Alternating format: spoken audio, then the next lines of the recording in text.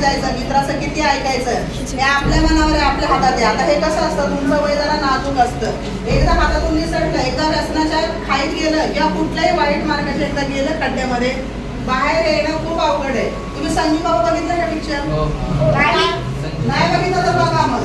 बघितला तो जो आहे तो कसा गेला त्या व्यसनामध्ये, मित्रामुळे गेला की नाही, त्याच्याकडे ते आजार सुद्धा ह्याच्यामुळे होतात. आता हे तर सगळ्यांच्या घरात असतील, आई वडिलांना, शेजाऱ्यांना, आजी आजोबा, काका काकू, पर्टिक्युलर जे आहेत त्यांना मोस्टली डायबिटीज, ब्लड प्रेशर झालेला असतो, गोळ्या त्यांना सुरू होतात. हे कशामुळे होतं?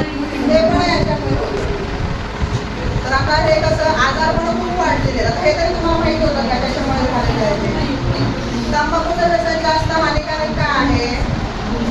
दारू पिणाऱ्याचं जर व्यसन ठरलं, उदाहरणार्थ जी व्यक्ती दारू पिते त्याचं शरीरामध्ये जाते दारू, त्याचं शरीर खराब होतं, त्याचं लिव्हर खराब होतं.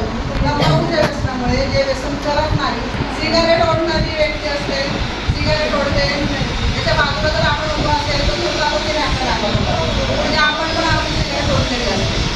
जे घरामध्ये जर पडली सिगारेट ओढत असते तर मुलं पण सिगारेट वडिलांना म्हणतं जेवढं काम ते 50% मुलाला सुद्धा येतो. तुमच्या घरी कोणी असतील असे व्यसन करणारे जे गुटखा खायला तुमतात, मिश्री लावणं, ते पण तंबाखूच्या व्यसनामध्ये येतं. कपकी ओढणं, तुमच्या घरी असतील करणाऱ्या त्या पण आता मिश्री लावणाऱ्या काय करतात, कपकी पितात, वाईटच असतं. आलं का लक्षात? त्याच्यामुळे कुठलंच व्यसन करायचं नाही. आता हे जे सांगितलं व्यसन तर करायचं नाही. आणखीन आपल्याला मग आणखी काय करायचं? आता व्यक्तिमत्व विकास म्हणजे काय करायचे? तर अभ्यास करायचा. ठीक आहे. आता मी हे पण म्हणणार नाही की तुम्ही फक्त अभ्यास करा, तुम्हाला जे आवडतं ते करा. म्हणजे तुम्ही जे आवडतं ते केलं तर त्यांचं मन ह्या व्यसनाकडे, वाईट गोष्टींकडे जात नाही, कारण त्याच्यासाठी वेळ राहत नाही. माइंड बिझी राहतं ना आपला. जर एखाद्याला खेळायची आवड असेल त्याला खेळायलाच आवडेल, किंवा जर खेळायला